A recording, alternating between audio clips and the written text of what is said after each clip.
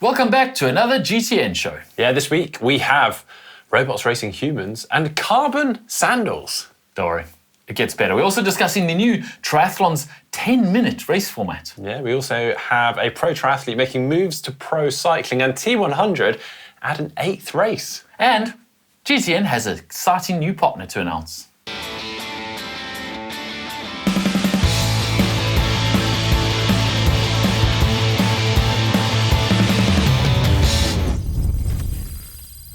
Right, we actually heard some rumourings of this over the past few weeks, and now Georgia Taylor-Brown has put a post up about doing a training camp with the EF Education pro cycling team. Did, and it doesn't give any answers, really. It just gives more questions. She basically says, what are your 2025 plans? That was a rhetorical question she was asking herself. What do I know?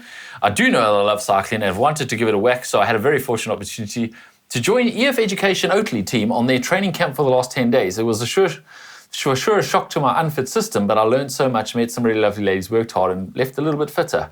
What I don't know, in all honesty, there's a lot I don't know. I don't know what my future looks like, and that's scary but exciting. I might dip in and out of triathlons.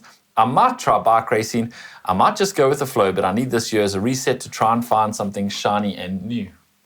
Have we lost Georgia Taylor-Brown? Yeah, I to don't cycling. know. I mean, if there is a year to do it, it's the year post-Olympics, isn't it? And she could still come back for another Olympic cycle. Yeah, but it's Georgia Taylor-Brown. I know. She can't go. We Don't can't go. lose her. Don't leave. To travel. Actually, interestingly, Bahrain Endurance, Bahrain Victorious 13 posted on that, said, love this, take it as it comes, high five, which she hasn't committed that she's on. They haven't actually announced the Bahrain team for this year, but she was on the team last year, and that sounds like something a sponsor should say, but isn't really thinking that at all right now. No. Moving on, I've received countless messages about this, presumably off the back of me doing a ridiculous Crocs marathon. Some of you may have spotted this. A new Thai brand, Ving, is taking sandal running to a whole new level. They've just released their new Nirun sandals, which are carbon-plated sandals, but they had Kenyan marathoner Barnabas Kiplimo running them over the weekend, or a couple of weeks back. He ran a 2-hour 18 marathon to take the win in a marathon in Thailand in sandals. We tried to do some research on these sandals, and the website's It's not pretty great. bad. In fact, it's got a picture of Nike shoes all over the website, which is confusing. Yeah, we don't know any more about this. I haven't checked his PB, Barnabas Kiplimo, but I imagine he could probably have run a 2:18 in actual Crocs, probably. Yeah, probably. Without the carbon sole. Yeah. So I'm not sure it's a great advert. I'm not sure you're going to see many people wearing sandals. No, but it's got a lot of people talking. Yeah, on the subject of weird shoes, I know, just this. Have you seen this? Hoka Speed Loafer. No. Have you seen this? Hoka is jumping into dress shoes, their first ever dress shoe. God, no. And it is a very weird shoe. It's a leather loafer on the top, complete with tassels made out of high-end leather. And the bottom half, the sole, is basically the sole of their Speedgoat, their trail shoe. And it looks weird. The leather tassel on your loafer is actually an adjustable boa. Oh, God. That, you get in trail. I really don't know where the market is for You know what? The thing that worries me looks really weird. The thing that worries me about this is that originally when Hokas came out, I really wasn't for them. I did not like the look of them. It's taken me a while to come around to them now. I'm like, yeah, they actually look quite cool. What worries me is that in a couple of years' time, I might go, you know what? Hoka loafers, really cool. Well, you can get ahead of the curve, Mark, because they go on sale on 31st of January for the cool price of $185. I might pass at the moment. I'm not much of a trendsetter, and I'm not sure I'm going to have much chance with that. Anyway, moving on. Got a very interesting news article I came across, robots versus humans in a half marathon in Beijing. So this is the race will be taking place in April. It's going to be held in Beijing Economic Technological Development Area, or also known as E-Town. That's much shorter, much easier. Yeah. Now, E-Town has over 100 companies that are working on and developing robotics, like core components, machines, and other various things. Now, many of those companies are basically submitting, I think there's 20 robots that can take part in this half marathon. They're submitting a robot to basically go up against around 12,000 runners. I feel like there needs to be very strict rules and restrictions there are. in this. Tight restrictions. Here we go. The machines must be a humanoid, meaning they bear a strong resemblance to human beings. They must be subjective, isn't it? They must be able to perform bipedal, two-footed, walking or running, ruling out anything that uses wheels. Bots must also be between 0.5 and 2 meters tall. That's an interesting one because I've never seen a 0.5 meter human run a half marathon. No. And the maximum extension distance from the hip joint to the sole of the foot must be at least 0.45 meters. I don't even know what that means. No.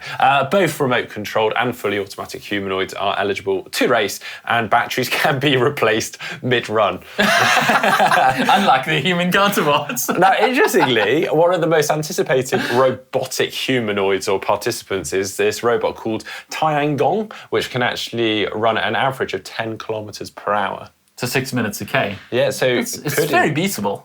I imagine, though, in a year's time, it very much won't be. And I have visions of our robot because those things ran as fast as cars. It's quite scary. It is very scary. So watch this space in April in Beijing.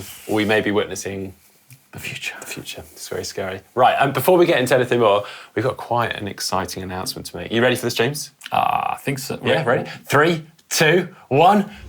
Oh. What just happened? That wasn't meant to happen. Should we try again? What was meant to happen? Right, ready? Mark, 3, I'm worried. 2, what are we doing? 1. Whoa. Hey. That could have gone anywhere. I'm glad it went where it did. Yeah, check it out.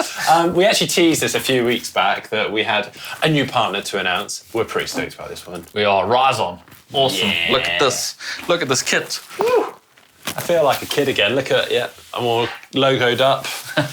And so comfortable, yeah. We have been teasing this for a while because it's been coming for a while and we're pretty excited about it. Ryzon is GTN's new apparel sponsor. Ryzon sports some of the biggest names in triathlon: Jan Frodeno, Lucy Charles Barkley, Imogen Simmons, Carl Smith, and now GTN. Oh yeah. Yeah, Ryzon finally made it to the big time. Or more like GTN finally made it to the big time. Yeah, we're pretty stoked about the kit. We really are. We're going to be putting the kit straight to the test, heading out to Lanzarote at the end of this week, filming a load of swim, bike and run content, including, have I told you about this? We're going to be running the length of Lanzarote. So really putting the run kit to the test. I'm going to need all the help the kit can give me for that, I think. I'm not sure that's such a good idea. Anyway, on with the show. And yeah, you're going to see a lot more Ryzon on our channel in the future. Yours scrolls backwards, Mark. So can I have my laptop back?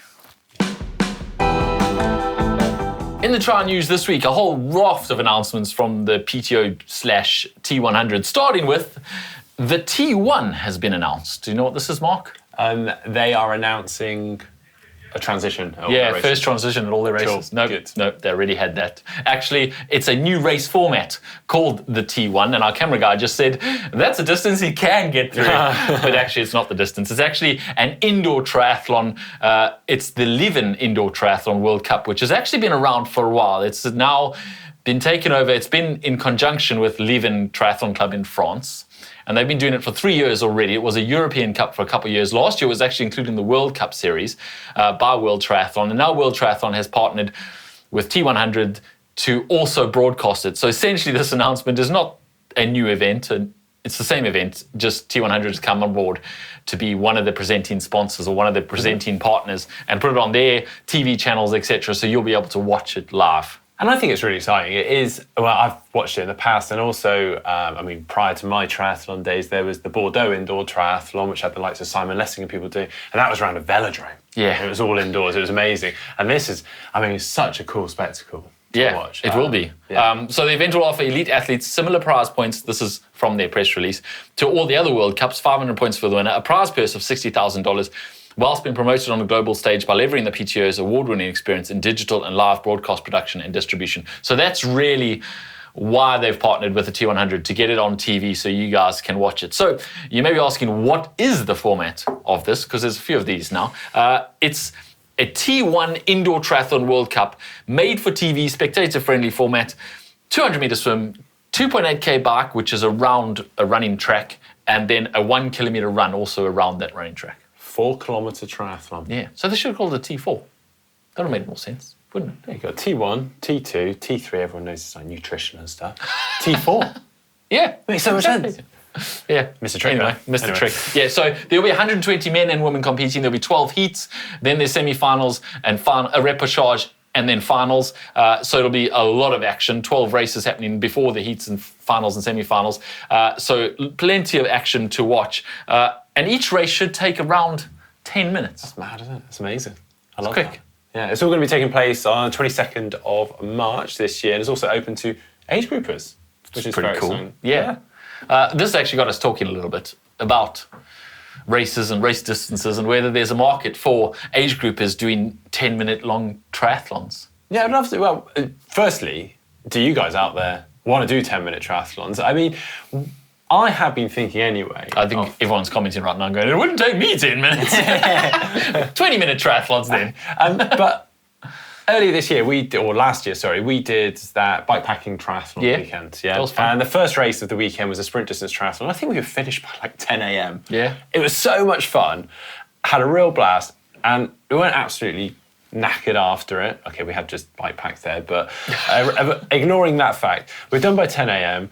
I could have, in theory, gone and spent time with the family, got on with the day and not been absolutely ruined. Well, we didn't. We got on our bikes with a whole bunch of packs, so we were absolutely ruined. But it really got me thinking about everyone's off doing Ironmans, which is amazing, and I take my hat off to everyone that's doing Ironmans, and trying to fit that training in around work, maybe a family, is very admirable. But sprint distance triathlons, or these shorter distance triathlons, are really appealing, at least for me. And I'd imagine a lot of people out there thinking, like, I'm trying to balance and juggle this. I actually, it might be interesting, I popped into AI. What is the optimal training time for someone with a family and work? And this is the quote it gave me. For most people with a full-time job and family commitments, aiming for 3 to 5 training sessions per week is considered a realistic and manageable amount, with each session lasting 30 to 60 minutes, depending on your fitness level and available time. Now, this is AI, okay, but you struggle to train for an Ironman in that amount of time, which is a reasonable amount of time. But a T1 10-minute event. Exactly, you could definitely train for it. But there is the flip side of that too, which I was thinking about this. I would drive 60 minutes maybe at a push to go to a sprint triathlon. I'd probably drive halfway across the country to go to an Ironman. In fact, I might be later on and go to Leeds maybe. It's on the other side of the country, but I wouldn't hesitate to drive halfway across the country to do an Ironman because it's a big investment. But I wouldn't drive halfway across the country to do a sprint distance, and I certainly wouldn't drive halfway across the country to do a 10-minute triathlon. In fact, that probably time comes down with the distance. So then your market gets smaller and smaller. But then on the flip side, there's pools everywhere. You could have one in every. These. You could have one in every town. Yeah, as long as people are supporting it. So. But then on the other side, again, there's a lot of faff and a lot of equipment for a 10, 20-minute race, isn't it? True. But if you make 10-minute triathlons the norm, they'll pop up in every town. So then you just got one down the road that you can head along to. It'll take very little time out of your weekend. And also you just do one every weekend. And you could do it on absolutely any bike. There would be no kind of like, oh, well, I'll never get around it if I don't have a fast TT bike made out of carbon. Entry fees will be cheaper. You're out having fun every weekend. True. The finish line wouldn't be quite as rewarding, though, as a long distance. Like, this is true. It'd be a good experience, and you'd have a lot more time for drinking beer afterwards. I'm just saying. Yeah. Let us know what you think in the comment section down below. I am all for short triathlons. More short triathlons. We're going to start a Maybe it's because we've done far too many long. Maybe we were burned out. Moving on, and more news from the T100. Lucy Charles-Barclay and Haley Geens are the final contracted athletes for the 2025 series, bringing the total to 20 contracted athletes. Lucy Charles-Barclay, of course, led the series at the start of last year, having finished second in both Miami and Singapore races before injury took her out, and she actually didn't do any more T100 races in the rest of the series. But she is contracted for this one. So, the names of all 20 are, ready for it? Here we go. Lucy Charles-Barclay, Taylor Knibb, Ashley Gentle, Julie Derrin, Flora Duffy, Lucy Byram, India Lee, Imogen Simmons, Paula Findley, Caroline Poole, Emma Pallant-Brown, Ellie Salthouse, Els Visser, Marta Sanchez, Grace Tech, Hannah Berry, and then those hot shots, Taylor Spivey, Kate Waugh, Jess Learmonth, and Laura Madsen. Breathe. Good work. As you mentioned, T100 Las Vegas winner and obviously the newly crowned Ironman 70.3 world champion, Haley Geens, justifiably secures his spot to make 20 for the men. And again, are you ready? Here's the 20 men.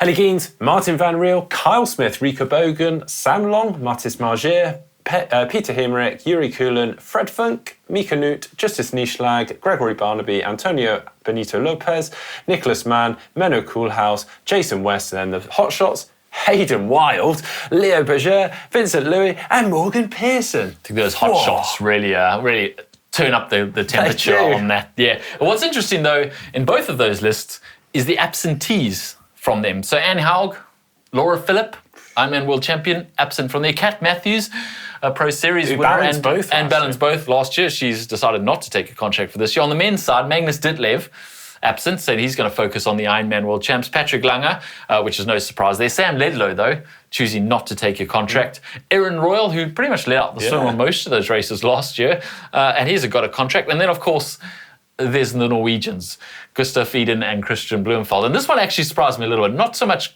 Christian, because I feel like he's kind of focused on Ironman. But Gustav's on his way back, trying to build up his fitness. The T100 distance seems to suit him perfectly.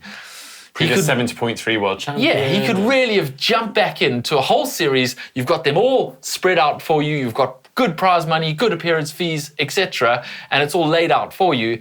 And instead he's gone to put all his eggs into the Nice basket, which, I mean, if that doesn't go well, he's got another failed year behind him, another really poor year, which is, an interesting tactic on his front. Wow. Anyway, it's his choice. Is that right? Yeah. And it's still going to be very exciting racing. Yeah, also PTO have announced their 8th race to add to the T100 series, now with Vancouver. That's right. The T100 Vancouver will take place on 13th to 15th of June in Jericho Beach Park, and it will be a multiple sport festival. So it'll also include, obviously, the pro 100-kilometre race, but then also amateur races for youth and juniors, school multi-sport activities, and an open water swim and a 5K run. So something for the whole community there. And that obviously adds to the series. So we've got Singapore in April, San Francisco in, end of May, beginning of June. We've got Vancouver now in mid-June, London in August, Ibiza in September, Las Vegas to be announced time-wise or date-wise, and then Dubai in November. And now for What the Tech. Some exciting news within the virtual training world. Ruvi, the indoor training platform, has acquired Full Gas. So the indoor training. Also the indoor training platform. Now Ruvi has a lot of the Challenge family courses on there, and typically Full Gas had all the Ironman courses. Well, Full Gas was the virtual training partner of Ironman and has been for a few years. In fact, Ironman, I believe, owned the Full Gas brand. Was that right? Let's not state that as fact. Okay. I don't know. But anyway, Ruvi have acquired Full Gas, and actually subsequently now have acquired also, I guess, the partnership or global sponsor for the Ironman and Ironman 70.3 World Series. And interesting, if you do enter an Ironman or Ironman 70.3, you have the option of signing on for the Ruvi Discovery Package, which basically gives you 30 days free trial on Ruvi. Yeah.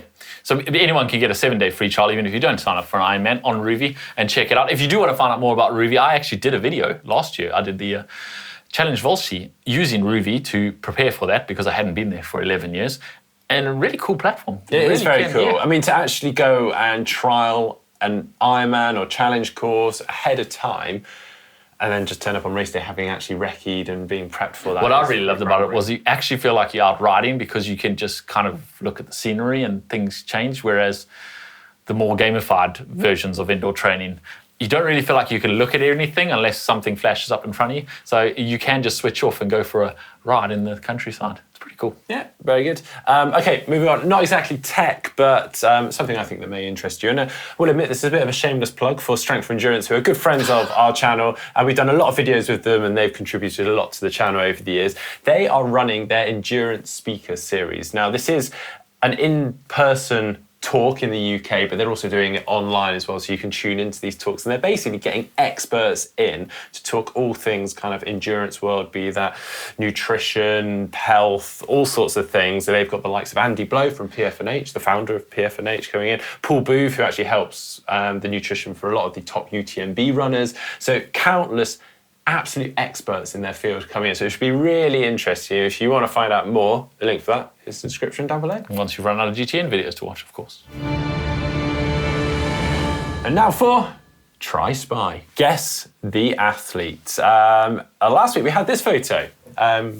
Pretty Tough one. Yeah, it is a tough one. Our camera operator gets quite frustrated when you guys all get it right, so then the next week gives you a really hard one. So Sarah Van Seetherman said try spy Alice Alberts and Ash Monk's try, said try spy Carl Smith at World Champs Talpo. See, I almost wrong. I almost thought it was Carl Smith. I think he's got a bit more kind of like stubble. But that was bold going for World Champs at Talpo as well. He's like really... Topol. Oh. What's that Topol? You're going to get a hate mail again. Yeah. Anyway, Devon Strauss said try spy Greg Welsh, also not right. Logan Hoffman said Ash Gentle, and so did Tony Thomas, also Ash Gentle, not correct. Yeah, the Tri-Fox, Matthew Macquart. But the correct answer, as only a couple of you got, Julianne Van Niekerk and... I think it's Juliana Van Niekerk. Oh my goodness. Why doesn't everyone just have easier names? Yeah, I agree, yes. Andrea loves to run.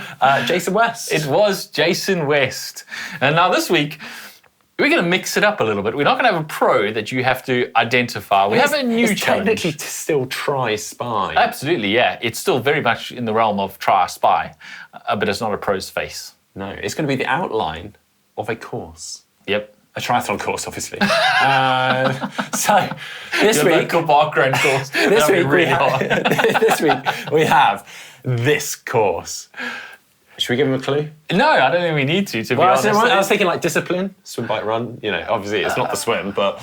Okay, we'll tell them it's the bike. It's the bike. Yeah, that's the only clue I'm giving you though, because it's a pretty iconic... Right, do your best. Say what? All right, we've had some interesting topics on the show the past couple of weeks. Last week's was around entry fees. Yeah, we had a pretty lively discussion about that. Well, just generally the cost of triathlon, wasn't it? But a lot of it came down to the entry fees, really. Yeah, it wasn't. Yeah, is our triathlons too expensive? Yeah. Now, Triathlon Dan said entry fees are a small part of the get to the start line cost in triathlon, as we know. Add in bikes and wetsuits, it's thousands. Running still has that get to the start line cost comparatively low, hence participation shooting up. Making road/drop bar bikes more socially accepted in triathlon would be a good step towards lowering both the perceived and actual cost of entry to the sport. Good discussion, Heather and James. Yeah. And we had a lot of follow-up comments underneath that, actually. A lot of people saying, well, it's more the travel and accommodation that are really kind of spiking the costs. Okay, entry fees are going up, but just the extra stuff around that when you're going to an event really... Yeah, that's what the next person said too. To be fair, most of the equipment will last several seasons and can be bought second-hand. The real cost is entry, travel and accommodation. That was the real money pit, which is not wrong. But I do think triathlon could benefit from not being so snobby about their equipment. But also, as we were saying earlier... Comes from us on our speed maxes. But, yeah, exactly. We have done eBay triathlons, though, just to balance things out. Yeah, to balance things out. We have done triathlons for less than 200 quid. But the point is that the less races there are and the more people are willing to travel to them, the more expensive it gets, because you can't do a local race every weekend in your local town unless they were 10 minutes long. See back to our previous discussion. Also, I guess a lot comes down to locations. We're going for these really or picturesque locations. I'm thinking things like Tenby. I mean, it's a small place. There's not enough accommodation there. Yeah, but the destination is part of the experience of doing the event. But then if there's not enough accommodation, then prices just spike. Oh, yeah, anyway, we'll pick this up in another show, I think. But yeah, another interesting point from Jonas Veith. He said, actually, for the safety factor and closed roads, etc., he's happy to pay that additional price on the entry fee just to have that peace of mind when he goes into a course and he's trained for it and he's just going to be safe on the day and all is taken care of. He said the biggest financial hurdle for him is things like the wetsuit. And yeah, Yeah, but he says what he doesn't need is those fancy goodies and the swag. So if that can knock some of the cost off the entry fee, then race organisers should potentially do that. Not that much, though, is it? No, I don't think it is. No, interesting discussion on the show this past couple of weeks. And actually, if there's anything in the sport of triathlon that you'd love us to discuss and you've got some opinions on, drop them in the comment section down below, because we're always looking at things we'd like to kind of debate and discuss and get you guys involved in. Yep, well, that's it for the show this week. If you're looking for something to watch right now, Mark took on Jacob Ingebrigtsen's Norwegian Method double threshold day. Yeah. Norwegian Method. And I was there, pricking his finger the whole way through. because it's the Norwegian method. We knew it was lactate loss. You got a lot of love, actually, in the video. People saying, +1 for Coach James. I thought you should say I got a lot of blood out, but You did also do that, yes. Also coming up this week, we have Heather's Arc of Attrition Ultra Marathon video. Somewhat of a comeback for Heather, and very impressive. She did a thing this past weekend. Yeah, she did that do a video thing coming out this weekend. Thanks for watching, guys. Remember to hit that like button if you enjoyed the video, and don't forget to subscribe so you don't miss next week's show. Thanks for watching. Goodbye.